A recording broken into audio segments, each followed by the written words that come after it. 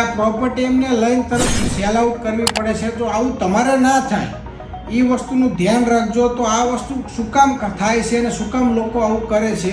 હવે ઘણી વખત થાય છે કેટલું કે ઓવર બજેટ પ્રોપર્ટી જો તમે લઈ લો છો, અત્યારે ઓવર બજેટ કોઈ પણ જગ્યાએ તમે પ્રોપર્ટી બાય કરો છો તો આજ નહીં તો કાલ એ પ્રોપર્ટી તમારે સેલ આઉટ કરવી પડશે, એમાં બીજો કોઈ રસ્તો નથી.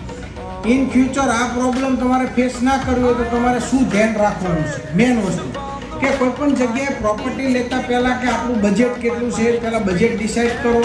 તમારી ઇન્કમ સોર્સ શું છે, એમાંથી કઈ રીતે તમે એમાં ઈએમઆઈ પ્લાનિંગ કરવાના છો. કોઈ પણ પ્રોપર્ટી લેતા પહેલાં બધી વસ્તુ નાની વસ્તુ ડિટેલિંગ્સ લેવી બહુ જરૂરી છે. તો આવું ના થાય એની એ પ્રમાણે તમારે જો પ્રોપર્ટી લેવી હોય તો આજે જ કોન્ટેક્ટ કરજો શક્તિ ગ્રુપ, જેની અંદર અમે ટોટલી ગાઈડલાઇન્સ કરી છે. મારા બજેટ હિસાબથી તમને સારા એરિયામાં પ્રોપર્ટી ગોતી આપવામાં આવશે કે તમારા માટે કઈ જગ્યાએ બેસ્ટ પ્રોપર્ટી રહેવાની છે, કેટલા લગીન તમારે ઇન્વેસ્ટ કરવું જોઈએ, બંગલો લેવો જોઈએ, ફ્લેટ લેવો જોઈએ, કયા એરિયામાં લેવો જોઈએ.